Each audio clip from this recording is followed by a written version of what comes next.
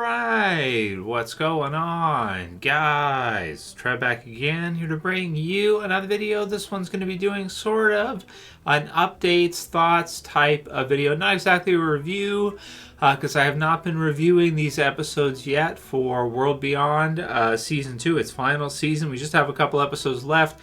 Episode 9 just aired on AMC Premiere, and it's actually really awesome.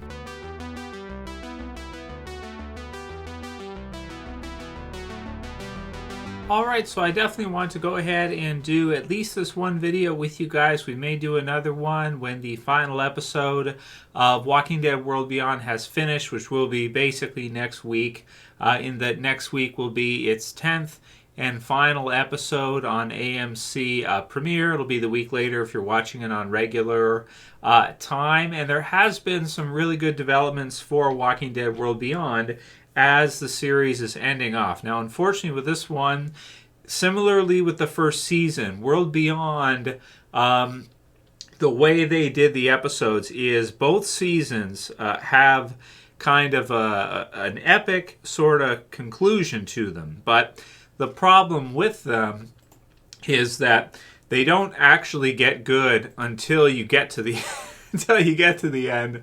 And with today's attention spans, it's just not going to work, because there's so many things on. There's so many streaming shows and regular shows and movies and everything that it's you have to capture people at the beginning. If you don't in your premiere in your first 3 episodes, if you don't, they're not going to stick it through for the most part.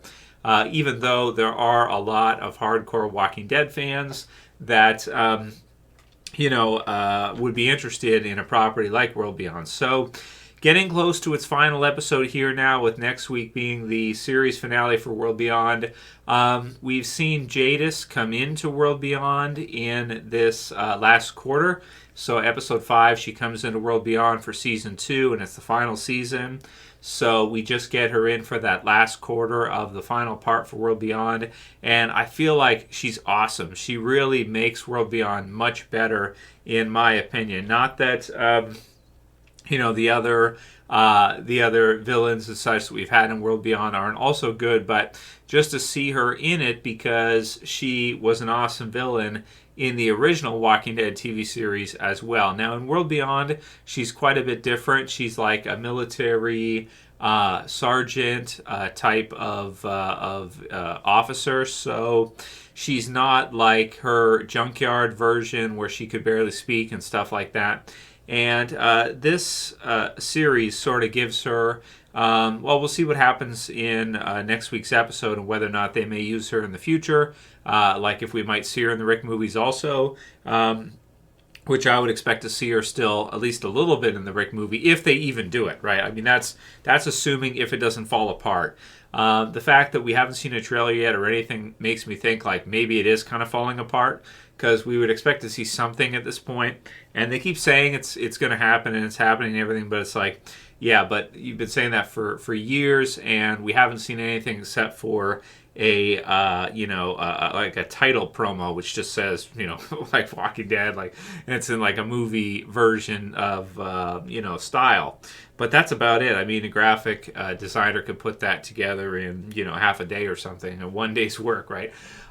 So hopefully we still get to see the Walking Dead movie. Hopefully we get to find out and get to see Rick again, and they have some kind of awesome master plan to see this whole thing come together. But we're seeing Jadis in this one as kind of maybe like the final villain for the series, for World Beyond, that is. And then after that, we'll have to see for her. But she is really great. She's easy to hate. And, because we kind of saw her, she was a villain.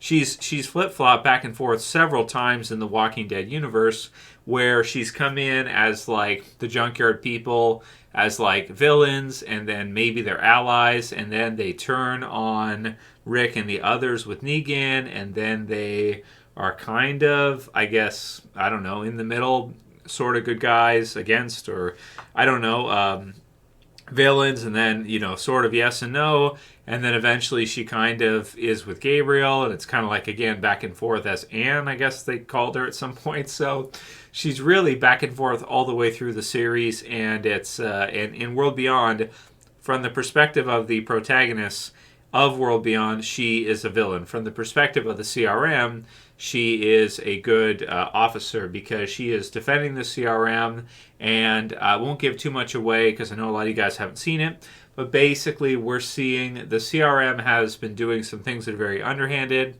They have been experimenting on people, doing different experiments with them, and we do get the answer for the A and the B's in this one. So when Jadis used to be trading people up and you'd say, do you have an A or do you have a B, it is regarding to, I believe, whether or not the person has been bitten. So it said Jadis reveals she thought Gabriel was a B, but nearly has a walker bite him to make him an A. So you have kind of, I guess, people being used for experimentation, some of which, like the A's and B's, some of which being bitten already, some of which being whatever, what have you. They probably have just about any different, like maybe some that are just zombies they may experiment on to a certain degree, some that possibly even people that are healthy that they may. They're doing a lot of really underhanded things. They're killing their own scientists when they get out of line, and this whole thing, which we see. So without giving too much away, we see the group kind of turn on the CRM and launch a revolt. Also, we see the 3 rings. So in the label or of the CRM, you have the Borromene rings, and there's 3 of them. That actually represents, as we see in World Beyond, 3 different communities. And so you have the CRM and you have 2 others that are there. And so in this season, we kind of see the CRM lead a group of a huge horde of walkers for both towards both communities and basically clear them out. So we go from kind of the 3 rings to just 1. Now, it does look like the CRM might be kind of destroyed in this last episode here. We'll see what happens. But it is weird because I thought like a lot of this stuff we would have seen in the Rick movie. So I'm really not sure, like if they're going to, have 100,000 people be killed or something like that.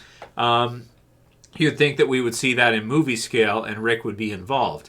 We haven't seen that. We've seen it in World Beyond, but the unfortunate problem is hardly anybody even likes it. Like 400,000 people watch every episode. That's about it, or less, probably at this point. So that's kind of awful that they would take what looks like a really good storyline and put it in something like this and use it like this, unfortunately, to where the audience is not connecting well with it. They're putting it on at the same time as Fear, and you do have some really good stuff in it. Like if you have 200,000 survivors in the CRM, and you have one section of that, of the 3, destroys the other 2, that's kind of an epic storyline just in terms of numbers alone. It's something that it does lend to my mind that that's something that we probably should have seen in the Rick movie just based on the numbers, right? Because that would have been huge in scale and epic and everything else. And we get to see a little bit of World Beyond, but it's mostly CG, and you don't have like the best zombies ever like you have in the original Walking Dead series or what we would expect to see in the movie. So it really does leave an open-ended question for the movies. Let me know what you guys think in your comments below. But basically, Rick would have been in and around here at some point, right? I would think, because you've got 3 communities, 2 were destroyed. Where was he at? Maybe he was being experimented on or something. It's going to be a little bit tricky to see how they write Rick into this when we've kind of seen almost everything in the CRM. It feels like a lot of what the CRM has, unless they have other locations where the people that are here don't even know about, and Rick is at one of those or something. It's very, very strange stuff, but I would say this is really a weird situation to be in. If you're a Walking Dead fan, there's certain things here in the second season that I'd almost want to say that you probably should know about, like you probably should watch, because if you see the CRM in the helicopter in the original Walking Dead series, and if you see the CRM troopers in Fear, and you watch that too, you kind of should watch this to get to see their home base, like to get to see what it's actually like there. The unfortunate part is that AMC decided to use this with the kids storyline, which a lot of people did not like whatsoever. So it really, so they just didn't watch it.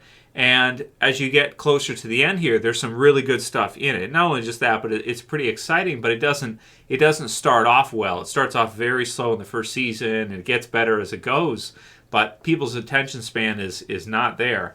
The second season is the same. Second season starts off pretty good, and then it gets really blah, and then it gets awesome near the end with Jadis and everything. So I would say definitely check out maybe the last few episodes if you're interested. Episode 9, I think, is maybe one of the best they've done. It is really, really exciting and really great. And even the season 1 finale is really good too. I also wonder why they chose to put it on at the same time as Fear, because then it's like we're doing the Fear reviews and then World Beyond's on at the same time. I guess in one night you get to watch both, and it's something to offer to people.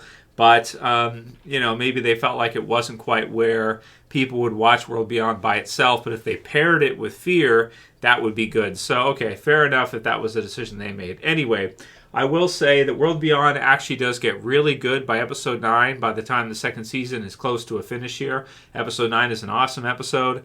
Jadis is really cool to see in this.